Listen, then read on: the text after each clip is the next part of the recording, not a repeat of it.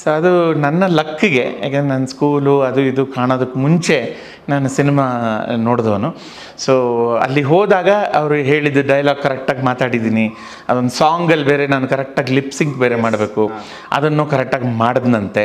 ಅದರಲ್ಲಿ ನಂದು ರೋಲ್ ತುಂಬ ಯುನೀಕಾಗಿ ತುಂಬ ಇಂಟ್ರೆಸ್ಟಿಂಗ್ ಆಗಿದೆ. ಸೊ ಅದರಲ್ಲಿ ನನಗನ್ಸುತ್ತೆ ಆ ಶಂಕರ್ ನಾಗ್ ಅವ್ರಿಗೆ ನನ್ನ ಮೇಲೆ ಏನು ನನ್ನಲ್ಲಿ ಏನು ಕಂಡ್ರೋ ಏನೋ ಗೊತ್ತಿಲ್ಲ. ಅದಾದಮೇಲೆ ಅವ್ರದ್ದೆಲ್ಲ ಹೋಮ್ ಪ್ರೊಡಕ್ಷನಲ್ಲಿ ನೋಡಿ ಸ್ವಾಮಿ ನಾವಿರದೇಗೆ ಯಾರೂ ಮರೆಯೋಕ್ಕಾಗಲ್ಲ, ಒಂಥರ ಕ್ಲಾಸಿಕ್ ಅಂತಲೇ ಹೇಳ್ಬೋದು. ಅದು ನೀವು ಎಷ್ಟು ಸತಿ ಕೇಳಿ ಇನ್ನೊಂದು ಅರ್ಥ ಬರುತ್ತೆ, ಇನ್ನೊಂದು ಯೋಚನೆ ಬರುತ್ತೆ, ನಿಮ್ಮ ಇದಕ್ಕೆ ಎಲ್ಲೋ ಒಂದು ಅಪ್ಲೈ ಆಗುತ್ತೆ. ಎಸ್ಪೆಷಲಿ ನೋಡಿ ಸ್ವಾಮಿ ನಾವಿರದೇಗೆ. ಆ್ಯಂಡ್ ಇದನ್ನು ತುಂಬ ನಿಮ್ಮ ಪ್ರೇಕ್ಷಕರಿಗೆ ಹೇಳೋದೇನಂತಂದರೆ, ವೀಕ್ಷಕರಿಗೆ ಹೇಳಬೇಕೇನೆಂದರೆ, ಶಂಕರ್ ನಾಗ್ ಹಾಗೆ ಇದ್ದಿದ್ದು ಅಲ್ವಾ. ನೋಡಿ ಸ್ವಾಮಿ ನಾವಿರದೆ ಹೀಗೆ ಅಂತ. Extraordinary genius. ಅವ್ರಿಗೆ ಪ್ಲಾಟಿಟ್ಯೂಡ್ಸ್ ಕಮ್ಮಿ ಆಗುತ್ತೆ, ನನ್ನ ಹತ್ರ ವರ್ಡ್ಸ್ ಇಲ್ಲ ಅವ್ರನ್ನ ಪ್ರೈಸ್ ಮಾಡೋದಕ್ಕೆ. But an extraordinary person sir. Mani ಬಂದುಬಿಟ್ಟು ರಘುರಾಮ್ ಅಂತ. ಅವನು ತುಂಬ ದಿನ ಬೆಂಗಳೂರಲ್ಲಿದ್ದ, ಆಮೇಲೆ ಈಗ ಕೆನಡಾಗೆ ಹೋಗಿ ಅಲ್ಲಿ ಸೆಟ್ಲಾಗಿ ಹೋಗಿದ್ದಾನೆ. ಅವನು ಚೆನ್ನಾಗಿದ್ದಾನೆ. ನಾನು ಅಟ್ಲೀಸ್ಟ್ ಸ್ವಾಮಿ ಆ್ಯಂಡ್ ಫ್ರೆಂಡ್ಸ್ ಇಬ್ಬರು ಯಾರಿದ್ದೀವಿ, ನಾವಿಬ್ಬರು ಟಚ್ಚಲ್ಲೇ ಇದ್ದೀವಿ, ಮಾತಾಡ್ತಾ ಇರ್ತೀವಿ. ಯಾಕಂದರೆ ಆ ಮಾಸ್ಟರ್ ಮಂಜುನಾಥ್ ಅನ್ನೋ ಏನೊಂದು ಹೆಸರು, ಆ ಬ್ರ್ಯಾಂಡ್ ಏನಿದೆ, ತುಂಬ ಕಷ್ಟಪಟ್ಟು ದುಡಿದಿರೋಂಥ ಬ್ರ್ಯಾಂಡ್ ಅದು ಏನೋ ಸುಮ್ಮನೆ ಹಾಗೆ ಬಂದದ್ದಲ್ಲ. ಒಂದು 15 years ಎಕ್ಸ್ಟ್ರಾ ಎಫರ್ಟ್ ಹಾಕಿ ತುಂಬಾ ಕಷ್ಟದಿಂದ ಬಂದಿರೋ ಇದು. ಸುದ್ದಿ ಮನೆಯ ಸಮಸ್ತ ವೀಕ್ಷಕರ ನಮಸ್ಕಾರ. ಸುದ್ದಿ ಮನೆಯ ಈ ಒಂದು ವಿಶೇಷವಾದ ಸೆಗ್ಮೆಂಟಲ್ಲಿ ನಾವು ಒಬ್ಬ ಅದ್ಭುತವಾದಂತಹ ಪ್ರತಿಭಾವಂತ ಹೆಮ್ಮೆಯ ಕನ್ನಡಿಗನ ಜೊತೆಗೆ ಮಾತಾಡೋದು ಕೂರ್ತಾ ಇದ್ದೀವಿ. ಇದಕ್ಕಿಂತ ಮುಂಚೆ ಕರ್ನಾಟಕ ಅನ್ನುವಂಥದ್ದು ಒಂದು ಸುಂದರವಾದಂತಹ ಸ್ವರ್ಗ. ಅದರಲ್ಲಿ ಬಹಳಷ್ಟು ದೇವಾಲಯಗಳು, ಆ ದೇವಾಲಯಗಳ ಹೆಸರಲ್ಲಿರುವಂಥದ್ದು ಒಂದು ಶಿವಮೊಗ್ಗದಲ್ಲಿರುವಂತಹ ಆಗುಂಬೆ ಅನ್ನುವಂತಹ ಒಂದು ಶಕ್ತಿಪೀಠ, ಅದು ಮಾಲ್ಗುಡಿಯಾಗಿ ಇಡೀ ಪ್ರಪಂಚಕ್ಕೆ ತನ್ನನ್ನು ತಾನು ತೋರಿಸ್ಕೊಳ್ಳುತ್ತೆ. ಇವತ್ತಿನ ವಿಶೇಷ ಸಂದರ್ಶನದಲ್ಲಿ ನನ್ನ ಜೊತೆಗಿದ್ದಾರೆ ಮಾಸ್ಟರ್ ಮಂಜುನಾಥ್. ಇವರನ್ನು ನಾವು ಮಾಲ್ಗುಡಿಯ ಮಾಸ್ಟರ್ ಮಂಜುನಾಥ್ ಅಂದರೂ ತಪ್ಪಾಗಲಿಕ್ಕಿಲ್ಲ. Manjunath sir, thank you so much ಕಾರ್ಯಕ್ರಮಕ್ಕೆ. ತುಂಬ thanks. And what a wonderful introduction. Agumbe ನನ್ನ ಹೃದಯಕ್ಕೆ ತುಂಬ ಹತ್ತಿರದಂಥದ್ದು, ಅದಕ್ಕೆ ತುಂಬ ಚೆನ್ನಾಗಿ ವರ್ಣನೆ ಕೊಟ್ಟಿದ್ದೀರಾ. ಅಂದರೆ ಇವತ್ತಿಗೂ ಸಪೋಸ್ ಬಹುಶಃ ಮಾಲ್ಗುಡಿ ಡೇಸ್ ಅನ್ನುವಂತಹ ಒಂದು ಅದ್ಭುತವಾದ ಕೃತಿ ಬಂದಿರದೆ ಹೋಗಿದ್ರೆ ಆಗುಂಬೆಯಾಗೇ ಇರ್ತಿತ್ತು. ಮಾಲ್ಗುಡಿ ಡೇಸ್ ಅನ್ನ ಇಂಟರ್ಕನೆಕ್ಟ್ ಮಾಡ್ತಿರ್ಲಿಲ್ಲ. ಅದಕ್ಕೆ ಎರಡಕ್ಕೂ ಅಂದರೆ ಮಾಲ್ಗುಡಿಗೂ ಅದು ಕೀರ್ತಿ ತಂದು ಕೊಡ್ತು, ಆಗುಂಬೆಗೂ ಮಾಲ್ಗುಡಿ ಕೀರ್ತಿ ತಂದು ಕೊಡ್ತು. Absolutely you are absolutely right. And ಅಂದರೆ ಇವತ್ತಿಗೆ ವಾಪಸ್ ಯೋಚನೆ ಮಾಡಿ ನೋಡಿದ್ರೆ, ಆಗುಂಬೆ ಮಾಲ್ಗುಡಿ ಏನು RK ನಾರಾಯಣರ ಕಾಲ್ಪನಿಕ ಒಂದು ಏನು ಗ್ರಾಮ ಇತ್ತು, ಅದಕ್ಕೆ ಹೇಳಿ ಮಾಡಿಟ್ಟಂಗಿತ್ತು. ಎಲ್ಲೋ RK ನಾರಾಯಣರು ಅದನ್ನು ನೋಡೇ ಬರೆದ್ರು ಏನೋ ಅಂತ ಅಂದ್ಕೊಳ್ಬೋದು. ಅಷ್ಟು ಏನೋ ಹತ್ತಿರವಾಗಿತ್ತು, ಅದು ಅಥೆಂಟಿಕ್ ಆಗಿತ್ತು. ಆ್ಯಂಡ್ ಅಫ್ಕೋರ್ಸ್ ನಮ್ಮ ಶಂಕರ್ ನಾಗ್ ಅವರ ಜೀನಿಯಸ್ನೆಸ್ ಏನಿದೆ, ಮತ್ತು ಅವರ ಟೀಮ್ ಏನಿದೆ, ಸಂಕೇತ್ ಟೀಮ್ ಏನಿದೆ, ಅವರ ಇದನ್ನು ಕಂಪ್ಲೀಟ್ ಗ್ರಾಮವನ್ನು ಮಾರ್ಪಡಿಸಿ, ಎಷ್ಟಕ್ಕೆ ಅಂತಂದರೆ ಪ್ರತಿ ಬೋರ್ಡ್ಗಳನ್ನು ಅವ್ರ ಹತ್ರ ಎಲ್ಲ ರಿಕ್ವೆಸ್ಟ್ ಮಾಡಿ ಆಗುಂಬೆಯನ್ನು ತೆಗೆದು ಮಾಲ್ಗುಡಿ ಅಂತ ಹಾಕಿ, ನನಗನ್ಸುತ್ತೆ ಒಂದು 2 ವಾರ 3 ವಾರ ಆದಮೇಲೆ ನಾವು ಮಾಲ್ಗುಡಿಯಲ್ಲೇ ಇದ್ದೀವಿ ಅನ್ನೋ ಮಟ್ಟಕ್ಕೆ ನಾವು ಅಷ್ಟು ಒಂಥರ ಆ ಗ್ರಾಮಸ್ಥರಾಗೋದ್ವಿ ನಾವು. Yes sir. ನಾನು ಮತ್ತೆ ಅಗೇನ್ ವಾಪಸ್ ಮಾಲ್ಗುಡಿ ಆಮೇಲೆ ಬರ್ತೀನಿ. ನನಗೆ at the age of 3 sir, ಒಂದು 3ನೇ ವರ್ಷಕ್ಕೆ ಪದಾರ್ಪಣೆ ಮಾಡ್ತೀರಿ, 17-18ನೇ ವರ್ಷಕ್ಕೆ ಆಲ್ಮೋಸ್ಟ್ ಸ್ಟಾಪ್ ಮಾಡ್ತೀರಿ ಸಕ್ರಿಯವಾಗಿ ಕೆಲಸ ಮಾಡೋದನ್ನ. ಎಲ್ಲರೂ ಕೆರಿಯರ್ ಶುರು ಮಾಡುವಂತಹ ಟೈಮಲ್ಲಿ ನೀವು ಕೆರಿಯರ್ನ ತುಂಬ ಅಥೆಂಟಿಕ್ ಆಗಿ ರೆಸ್ಪೆಕ್ಟ್ಫುಲ್ ಆಗಿ ಸ್ವಲ್ಪ ಸ್ಲೋ ಮಾಡ್ತೀರಿ. ಇದು ಈಗ ಸರ್ ಕಾಡ್ತಾ ಇದೆ ನಿಮಗೀಗ? ಇಲ್ಲ ಸರ್, ಇಲ್ಲ. ನನಗೆ ಇವತ್ತಿಗೂ ತುಂಬಾ ಖುಷಿ ಕೊಡುವಂಥ ಡಿಸಿಷನ್ ಅಂತ ಹೇಳ್ಬೋದು. ಯಾಕೆಂದರೆ ನೀವು ಹೇಳಿದಾಗೆ ಕರಿಯರ್ ಶುರು ಮಾಡೋದು ಅಥವಾ ನನ್ನ ಪ್ರಕಾರ ಅದು ನೀವು ಏಜಲ್ಲಿ ನೋಡಿದಾಗ ಅದು ಆ ಥರ ಅನ್ನಿಸ್ಬೋದು. ಬಟ್ ನನಗೆ ಒಬ್ಬ ನಾರ್ಮಲ್ ವ್ಯಕ್ತಿ ಒಂದು ಕಂಪನಿ ಅಥವಾ ಒಂದು ಕರಿಯರ್ ಶುರು ಮಾಡಿದಾಗ ಒಂದು ಟ್ರೈನಿ ಆಗೋ ಒಂದು ಇದರಲ್ಲಿ ಶುರು ಆಗ್ತಾನೆ. ಎಂಡ್ ಆದಾಗ ಒಂದು ಒಳ್ಳೆ ಪೀಕಲ್ಲಿ ಒಂದು ವೈಸ್ ಪ್ರೆಸಿಡೆಂಟ್ ಅಥವಾ ಯಾವುದೋ ಒಂದು ಇದರಲ್ಲಿ ಪೋಸ್ಟಲ್ಲಿ ಅವರ ಕರಿಯರನ್ನು ಒಂದು ಮುಕ್ತಾಯಗೊಳಿಸ್ತಾರೆ. ನನಗೆ ಅಂದರೆ ಹೊಗಳ್ಕೊಳ್ತಾ ಇದ್ದೀನಿ ಅಂತ ಅಂದ್ಕೊಳ್ಬಾರ್ದು. ಬಟ್ ನಾನೊಂದು ಸಣ್ಣ ಪಾತ್ರ ಏನು ಅಜಿತಲ್ಲಿ ಒಂದು ಮುಸ್ರಿ ಕೃಷ್ಣಮೂರ್ತಿಯವರು ಅವ್ರ ಮಗನಾಗಿ ಒಂದು ಸಣ್ಣ ಪಾತ್ರದಲ್ಲಿ, ಅಂಬರೀಷ್ ಅವರು ಜಯಮಾಲಾ ಅವರು ನನ್ನ ಜೊತೆ ಆ್ಯಕ್ಟ್ ಮಾಡಿರೋದು, ಅಲ್ಲಿ ಆ ಒಂದು ಸಣ್ಣ ಪಾತ್ರದಿಂದ ಬಹಳಷ್ಟು ಅಂದರೆ ಹೆಮ್ಮೆ ಪಡುವಂಥ ಪಾತ್ರಗಳು ನನಗೆ ಸಿಕ್ಕಿ ಅದನ್ನು ನಾನು ಚೆನ್ನಾಗಿ ನಿಭಾಯಿಸಿದ್ದೀನಿ ಅಂತ ಅಂದ್ಕೊಂಡಿದ್ದೀನಿ. ಇದಕ್ಕೆ ಅಜಿತ್ಗೆ ಆನ್ ಬೋರ್ಡ್ ಹೇಗೆ ಬಂದರು ಮಾಸ್ಟರ್? ತುಂಬಾನೇ ಆಕ್ಸಿಡೆಂಟಲ್ ಅದು. ನಮ್ಮ ತಂದೆ ತಾಯಿ ಇಬ್ಬರೂ BHEL ಅಲ್ಲಿ ಕೆಲಸ ಮಾಡ್ತಾರೆ, ಭಾರತ್ ಹೆವಿ ಎಲೆಕ್ಟ್ರಿಕಲ್ಸ್ ಲಿಮಿಟೆಡ್, ಯಶವಂತಪುರದಲ್ಲಿರೋದು. ಅಲ್ಲಿ ನಾವು ತ್ರಿವೇಣಿ ರೋಡಲ್ಲಿ ಒಂದು ಸಣ್ಣ ಮನೆ, ಒಂದು ಸಣ್ಣ ಶೀಟ್ ಮನೆಯಲ್ಲಿ ಹುಟ್ಟಿದಂಥ ನಾನು. ಸೊ ತಂದೆ ತಾಯಿ ಇಬ್ಬರು ಕೆಲಸ ಮಾಡಿದ್ರಿಂದ ನನ್ನನ್ನು ಕರ್ಕೊಂಡು ಚಿಕ್ಕ ಹುಡುಗ ಇದ್ದಾಗಲೇ ಆ ನರ್ಸರಿ, ನಮ್ಮ BHEL ಒಂದು ಕ್ರೀಚೋ ನರ್ಸರಿ ಅಲ್ಲಿರ್ತಾ ಇದ್ದೆ ನಾನು. ಅಲ್ಲಿ ಅವರ ಒಬ್ಬರು ಒನ್ ಆಫ್ ಹಿಸ್ ಅವರ ಕೊಲೀಗ್ ಒಬ್ಬರು ಕೃಷ್ಣ ಅಂತ, ಬೆಕ್ಕಿನ್ಕಣ್ ಕೃಷ್ಣ ಅಂತ, ಅವರು ಪಾರ್ಟ್ ಟೈಮ್ ಪ್ರೊಡಕ್ಷನ್ ಮ್ಯಾನೇಜರ್ ಆಗೆಲ್ಲ ನಡೀತಾ ಇತ್ತು.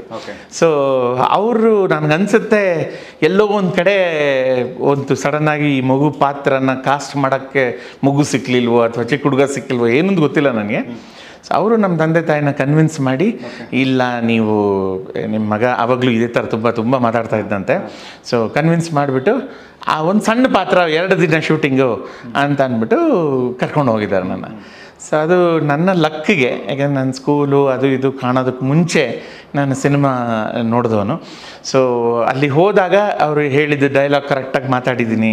ಅದೊಂದು ಸಾಂಗಲ್ಲಿ ಬೇರೆ ನಾನು ಕರೆಕ್ಟಾಗಿ ಲಿಪ್ಸಿಂಕ್ ಬೇರೆ ಮಾಡಬೇಕು, ಅದನ್ನು ಕರೆಕ್ಟಾಗಿ ಮಾಡಿದ್ನಂತೆ. ಸೊ ಅದರಿಂದ ಅಂಬರೀಷ್ ಅವ್ರಿಗೆ ನನ್ನ ಮೇಲೆ ತುಂಬಾ ಪ್ರೀತಿ ಬಂದು ಇನ್ನೂ 2 ಸಿನಿಮಾ ಆಯಿತು. ಆ 2 4 ಆಯಿತು, 4 10 ಆಯಿತು, 10 20 ಆಯಿತು, ಕೊನೆಗೆ 68ಕ್ಕೆ ಬಂದು ನಿಂತು. ಭಾಳಷ್ಟು ಜನ ಕೇಳ್ತಾರೆ ನಿಮ್ಮ ಶಂಕರ್ನಾಗ್ ಅವ್ರು ಹೇಗೆ ಪರಿಚಯ ಆಯಿತು ಅಂತ. ನನ್ನ ಲಕ್ಕಿಗೆ ನಂದು 7ನೇ ಸಿನಿಮಾ ಅನಿಸುತ್ತೆ, ಹೊಸ ತೀರ್ಪು ಅಂತ ಸಿನಿಮಾ. ಅದರಲ್ಲಿ ಅವರು ಡೈರೆಕ್ಷನ್, ಅಂಬರೀಷ್ ಅವರು ಹೀರೋ ಆಗಿ ಆ್ಯಕ್ಟ್ ಮಾಡ್ತಾಯಿದ್ರು. ಅದರಲ್ಲಿ ನಂದು ರೋಲ್ ತುಂಬ ಯುನೀಕಾಗಿ ತುಂಬ ಇಂಟ್ರೆಸ್ಟಿಂಗ್ ಆಗಿದೆ. ಸೊ ಅದರಲ್ಲಿ ನನಗನ್ಸುತ್ತೆ ಆ ಶಂಕರ್ನಾಗ್ ಅವ್ರಿಗೆ ನನ್ನ ಮೇಲೆ ಏನು ನನ್ನಲ್ಲಿ ಏನು ಕಂಡ್ರೋ ಏನೋ ಗೊತ್ತಿಲ್ಲ. ಅದಾದಮೇಲೆ ಅವ್ರದ್ದೆಲ್ಲ ಹೋಮ್ ಪ್ರೊಡಕ್ಷನಲ್ಲಿ ನೋಡಿ ಸ್ವಾಮಿ ನಾವಿರದೇಗೆ ಯಾರೂ ಮರೆಯೋಕ್ಕಾಗಲ್ಲ ಒಂಥರ ಕ್ಲಾಸಿಕ್ ಅಂತಲೇ ಹೇಳ್ಬೋದು. ಅದರಲ್ಲಿ ನಾನು ಕಾಸ್ಟ್ ಮಾಡಿ the rest as the says history ಅಂತಾರಲ್ಲ, ಆ ಥರ ಒಂದು ಆಪರ್ಚುನಿಟಿ ಸಿಕ್ತು ಸರ್. ಜೊತೆಗೆ ನೋಡಿ ಸ್ವಾಮಿ ನಾವಿರೋದೇಗೆ ಅಂದರೆ ಎಲ್ಲಿ ಜೀವನ ಸರ್, ಅದು ಇವತ್ತಿನ ಕಾಲಘಟ್ಟಕ್ಕೂ ಅಂದರೆ ಕಾಲಘಟ್ಟಗಳನ್ನ ಮೀರಿ ಉಳಿಯಬಹುದಾದಂತಹ ಒಂದು ಕಾಂಟೆಂಟ್, ಒಂದು ಹೌದು. ಆ ಲಿರಿಕ್ಸ್ ತುಂಬ ಡೀಪ್ ಮೀನಿಂಗ್ ಇದೆ. ಅದು ನೀವು ಎಷ್ಟು ಸತಿ ಕೇಳಿ ಇನ್ನೊಂದು ಅರ್ಥ ಬರುತ್ತೆ, ಇನ್ನೊಂದು ಯೋಚನೆ ಬರುತ್ತೆ, ನಿಮ್ಮ ಇದಕ್ಕೆ ಎಲ್ಲೋ ಒಂದು ಅಪ್ಲೈ ಆಗುತ್ತೆ. ಎಸ್ಪೆಷಲಿ ನೋಡಿ ಸ್ವಾಮಿ ನಾವಿರದೇಗೆ. ಆ್ಯಂಡ್ ಇದನ್ನು ತುಂಬ ನಿಮ್ಮ ಪ್ರೇಕ್ಷಕರಿಗೆ ಹೇಳೋದೇನು ಅಂತಂದರೆ, ವೀಕ್ಷಕರಿಗೆ ಹೇಳಬೇಕೇನೆಂದರೆ, ಶಂಕರ್ನಾಗ್ ಹಾಗೆ ಇದ್ದಿದ್ದು ಅಲ್ವಾ? ನೋಡಿ ಸ್ವಾಮಿ ನಾವಿರದೆ ಹೀಗೆ ಅಂತಾನೆ. ಅವರು ಹೇಗಿದ್ರೋ ಹಾಗೆ ಇದ್ದರು. ಅಂದರೆ ಅದರಲ್ಲಿ ಏನು ಮುಚ್ಚುಮರೆ ಇರ್ತಾ ಇರಲಿಲ್ಲ, ಯಾವ ಪರ್ದೆ ಇರ್ತಾ ಇರಲಿಲ್ಲ, ಯಾವ ಥರ ಪ್ರಿಟೆನ್ಸ್ ಇರ್ತಾ ಇರಲಿಲ್ಲ. What you see is what you get, ಆ ಥರ. ಅದು ಒನ್ ಆಫ್ ದ ಅಂದರೆ ಎಕ್ಸ್ಟ್ರಾರ್ಡ್ನರಿ ಜೀನಿಯಸ್. ಅವ್ರಿಗೆ ಪ್ಲಾಟಿಟ್ಯೂಡ್ಸ್ ಕಮ್ಮಿ ಆಗುತ್ತೆ, ನನ್ನ ಹತ್ರ ವರ್ಡ್ಸ್ ಇಲ್ಲ ಅವ್ರನ್ನ ಪ್ರೈಸ್ ಮಾಡೋದಕ್ಕೆ. But N extraordinary person sir. ನನಗೆ ತುಂಬ ಜನ ಕೇಳಿದರು, ಅಂದರೆ ಮಾಸ್ಟರ್ ಮಂಜುನಾಥ್ ಅವರ ಇಂಟರ್ವ್ಯೂ ಮಾಡ್ತೀವಿ ಅಂತಂದಾಗ ಸ್ವಾಮಿ ಹೇಗಿದ್ದೀರಿ ಅಂತ ಫಸ್ಟ್ ಪ್ರಶ್ನೆ, ಸ್ವಾಮಿಯ ಗೆಳೆಯರು ಹೇಗಿದ್ದಾರೆ ಅಂತ 2ನೇ ಪ್ರಶ್ನೆ. ಸ್ವಾಮಿ ಚೆನ್ನಾಗೇ ಇದ್ದೀನಿ, ದಷ್ಟಪುಷ್ಟವಾಗಿ ಗುಂಡಾಗೇ ಇದ್ದೀನಿ. ನನ್ನ ಸ್ನೇಹಿತರಿಬ್ಬರು ಯಾರು, ಸ್ವಾಮಿದು ಫ್ರೆಂಡ್ ರಾಜಮ್ ಮತ್ತು ಮಣಿ. ರಾಜಮ್ ಬಂದು ನಮ್ಮ ಶ್ರೀನಾಥ್ ಸರ್ದು ಮಗ, ಪ್ರಣಯ ರಾಜ ಶ್ರೀನಾಥ್ ಸರ್ದು ಮಗ. ತುಂಬ ಜನ ಗೊತ್ತಿಲ್ಲದಿದ್ರೆ ರೋಹಿತ್ ಅಂತ. ಅವ್ನು ಬೆಂಗಳೂರಲ್ಲೇ ಇದ್ದಾನೆ ಈಗ, TV ಸೀರಿಯಲ್ಸಲ್ಲಿ ಈಗ ತಿರ್ಗ ಆ್ಯಕ್ಟಿಂಗ್ ಮಾಡೋಕ್ಕೆ ಶುರು ಮಾಡಿದ್ದಾನೆ. ನಾವು ಟಚ್ಚಲ್ಲೇ ಇದ್ದೀವಿ. ಮಣಿ ಬಂದುಬಿಟ್ಟು ರಘುರಾಮ್ ಅಂತ. ಅವನು ತುಂಬ ದಿನ ಬೆಂಗಳೂರಲ್ಲಿದ್ದ, ಆಮೇಲೆ ಈಗ ಕೆನಡಾಗೆ ಹೋಗಿ ಅಲ್ಲಿ ಸೆಟ್ಲ್ ಆಗಿ ಹೋಗಿದ್ದಾನೆ. ಅವನು ಚೆನ್ನಾಗಿದ್ದಾನೆ. ನಾನು ಅಟ್ಲೀಸ್ಟ್ ಸ್ವಾಮಿ ಅಂಡ್ ಫ್ರೆಂಡ್ಸ್ ಇಬ್ಬರು ಯಾರಿದ್ದೀವಿ, ನಾವಿಬ್ಬರು ಟಚ್ಚಲ್ಲೇ ಇದ್ದೀವಿ, ಮಾತಾಡ್ತಾ ಇರ್ತೀವಿ. ಇಂಟರ್ವ್ಯೂಸು ಅದು ಇದು ಏನಾದ್ರು ಸಿಕ್ಕಿದಾಗ ಒಬ್ರಿಗೊಬ್ರಿಗೆ ರೆಫರೆನ್ಸ್ ಕೊಟ್ಕೊಂಡು ಇದು ಅವ್ರ ನಂಬರು ಕಾಂಟ್ಯಾಕ್ಟ್ ಮಾಡಿ ಅಂತೆಲ್ಲ ಹೇಳಿ ಸ್ವಾಮಿ ಆ್ಯಂಡ್ ಫ್ರೆಂಡ್ಸ್ ಆಗೇ ಇದ್ದೀವಿ. ಖುಷಿ ವಿಚಾರ ಅಂದರೆ ಸ್ವಾಮಿ ಆ್ಯಂಡ್ ಫ್ರೆಂಡ್ಸ್ ಆಗೇ ಇದ್ದೀವಿ. ಜೊತೆಗೆ ಕೆಲವು ಕಲಾವಿದರು, ಅಂದರೆ ಅದನ್ನು ನಾನು ಮಂಜುನಾಥ್ ಅವರಿಂದ ಸೇರಿಸಿ ಹೇಳ್ತೀನಿ, ಮಾಸ್ಟರ್ ಅನ್ನುವಂಥದ್ದೇ ದೊಡ್ಡ ಮಟ್ಟದ ಟ್ರೇಡ್ ಮಾರ್ಕನ್ನು ಕ್ರಿಯೇಟ್ ಮಾಡಿದಂತಹ ಕಾಲಘಟ್ಟ ಆಗ, ಈಗ, ಮುಂದೆ ಕೂಡ. ನೀವೆಷ್ಟೇ ಸಿನಿಮಾಗಳನ್ನು ಮಾಡಿ ಹೆಚ್ಚು ಮಾಡ್ತಿರೋ ಕಮ್ಮಿ ಮಾಡ್ತಿರೋ, ಬಟ್ ಆ ಮಾಸ್ಟರ್ ಅನ್ನುವಂಥದ್ದು ಅಧಿಕೃತ ಮುದ್ರೆ ಉಳ್ಕೊಂಡ್ಬಿಡುತ್ತೆ. ಮಾಸ್ಟರ್ ಮಂಜುನಾಥ್ ಅವ್ರಿಗಾಗಿರ್ಬೋದು, ಮಾಸ್ಟರ್ ರೋಹಿತ್ ಅವ್ರಿಗೆ, ಅಥವಾ ಮಾಸ್ಟರ್ ಲೋಹಿತ್ ನಮ್ಮ ಅಪ್ಪಣ್ಣಗಾಗಿರ್ಬೋದು, ಬೇಬಿ ಶಾಮಿ. ಅಂದರೆ ಆ ಮಾಸ್ಟರ್ ಬೇಬಿ ಅಂದರೆ ಇವತ್ತಿಗೂ ನಾವು ಅದನ್ನು ನೆನೆಸ್ಕೋತೀವಿ, ಅದನ್ನು ಸ್ಮರಿಸ್ತೀವಿ ವಿತ್ ಡ್ಯೂ ಆಲ್ ರೆಸ್ಪೆಕ್ಟ್. ಈ ಟ್ರೇಡ್ ಮಾರ್ಕ್ ಗಟ್ಟಿಗೊಳ್ಳೋದಕ್ಕೆ ಏನು ಕಾರಣ ಇರುತ್ತೆ ನಿಮ್ಮ ಪ್ರಕಾರ? ಅಫ್ಕೋರ್ಸ್ ಅಂದರೆ ನಮ್ಮ ವರ್ಕ್ ಅದಕ್ಕಿಂತ ನಾನು ಸಿಂಪಲಾಗಿ ಆನ್ಸರ್ ಕೊಡಲಿಕ್ಕೆ ಇನ್ನೇನಿಲ್ಲ. ನಾವು ಅಷ್ಟು ಚೆನ್ನಾಗಿ ಮಾಡಿರೋದ್ರಿಂದ ನೀವೀಗ ಇಷ್ಟೂ ಜನದ ಹೇಳಿದ್ರಿ, ನನ್ನ ಬಗ್ಗೆ ಹೊಗಳ್ಕೊಳ್ಳೋದು ಚೆನ್ನಾಗಿರಲ್ಲ, ಬಟ್ ನಮಗೆ ಕೊಟ್ಟಂಥ ಪಾತ್ರಗಳನ್ನ ನಾವು ಚೆನ್ನಾಗಿ ನಿಭಾಯಿಸಿರೋದ್ರಿಂದ ಮತ್ತು ಅದು ಅವರ ಜನಗಳ ಮನಸ್ಸಲ್ಲಿ ಹೋಗಿ ಕೂತಿರೋದ್ರಿಂದ ಆ ಪಾತ್ರ ಮತ್ತು ಆ ಹೆಸರು ಅದು ಅವ್ರ ಮೈಂಡಲ್ಲಿ ಅಚ್ಚಾಗಿ ಉಳಿದ್ಬಿಡುತ್ತೆ. ಸೊ ನಾನು ತುಂಬ ಜನ ನಿಮ್ಮ ಮಾಸ್ಟರ್ ಅಂತಾರೆ, ನಾನು ತುಂಬ ಖುಷಿಯಾಗಿ ಅದನ್ನು ಬಿರುದಾಗಿ ತೊಗೊಳ್ತೀನಿ ನಾನು ಅದನ್ನು. ಯಾಕಂದರೆ ಆ ಮಾಸ್ಟರ್ ಮಂಜುನಾಥ್ ಅನ್ನೋ ಏನೊಂದು ಹೆಸರು, ಆ ಬ್ರ್ಯಾಂಡ್ ಏನಿದೆ ತುಂಬ ಕಷ್ಟಪಟ್ಟು ದುಡಿದಿರೋವಂಥ ಬ್ರ್ಯಾಂಡ್ ಅದು ಸುಮ್ಮನೆ ಹಾಗೆ ಬಂದದ್ದಲ್ಲ. ಒಂದು 15 years ಎಕ್ಸ್ಟ್ರಾ ಎಫರ್ಟ್ ಹಾಕಿ ತುಂಬಾ ಕಷ್ಟದಿಂದ ಬಂದಿರೋ ಇದು. ಇವತ್ತಿಗೆ ನೋಡಿ 30 ವರ್ಷದ ಹಿಂದೆ ನನ್ನ ಲಾಸ್ಟ್ ಒಂದು ಸಿನಿಮಾ ಅಲ್ಲಿ ಬಂದಿದ್ದು ಅಥವಾ ತೆರೆ ಮೇಲೆ ಬಂದಿದ್ದು, 30 ವರ್ಷ ಆದಮೇಲೆ ನೀವು ನನ್ನ ಹತ್ರ ಬಂದು ಈ ಥರ ಒಂದು ಇಂಟರ್ವ್ಯೂ ಮಾತಾಡಿ ಇಷ್ಟೇ ಪ್ರೀತಿಯಿಂದ ನನಗೊಂದು ರೆಸ್ಪಾನ್ಸ್ ಬರುತ್ತೆ ಅಂತಂದರೆ ಅದು ಅಷ್ಟು ಕಷ್ಟಪಟ್ಟು ಗಳಿಸಿರೋಂಥ ಹೆಸರು. ಸೊ ಅದನ್ನು ನಾನು ತುಂಬ ಪ್ರೌಡಾಗಿ, ತುಂಬ ಅಂತಾರೆ ತಲೆ ಮೇಲೆ ಇಟ್ಕೊಂಡು ನಾನು ಖುಷಿಯಾಗಿ ಅದನ್ನು ನಾನು ಎಂಜಾಯ್ ಮಾಡ್ತೀನಿ. ಅದೇ ರೀತಿ ನಮ್ಮ ಮಾಸ್ಟರ್ ಆನಂದ್ ನೋಡಿ ತುಂಬ ಚೆನ್ನಾಗಿ ಅವರು ಇವಾಲ್ವ್ ಆಗಿ, ಯಾಕಂದರೆ ಮಾಸ್ಟರ್ ಆನಂದ್ ನನಗೆ ನನ್ನ ಲಾಸ್ಟ್ 2-3 ಸಿನಿಮಾ ಅಲ್ಲಿ ಅವ್ರದ್ದು ಫಸ್ಟ್ 2-3 ಸಿನಿಮಾ ಒಂಥರ ನನ್ನ ರನ್ನಿಂಗ್ ರೇಸಲ್ಲಿ ಬ್ಯಾಟ್ ಅಂತಂದು ಅವ್ರು ಕೇಕ್ ಕೊಟ್ಟೆ, ಅವ್ರು ಅಲ್ಲಿಂದ ಕಂಟಿನ್ಯೂ ಮಾಡಿ ಹಸ್ತಾಂತರ ಮಾಡಿ ಮುಂದೆ ಓಡ್ಕೊಂಡು ಹೋದಂಥವ್ರು. ಎಕ್ಸ್ಟ್ರಾರ್ಡಿನರಿಲಿ ಟ್ಯಾಲೆಂಟೆಡ್ ಪರ್ಸನ್, ರೈಟ್? ಬಟ್ ಅವರು ಹೇಗೆ ಎಷ್ಟು ಚೆನ್ನಾಗಿ ಇವಾಲ್ವ್ ಮಾಡಿಕೊಂಡ್ರು, ಸಿನಿಮಾಗಳು ಮಾಡಿದ್ರು, ಹೀರೋಸ್ ಆಗಿ ಮಾಡಿದ್ರು, ಸೀರಿಯಲ್ ಮಾಡಿದ್ರು, ಹೀರೋ ಆಗಿ ಮಾಡಿದ್ರು.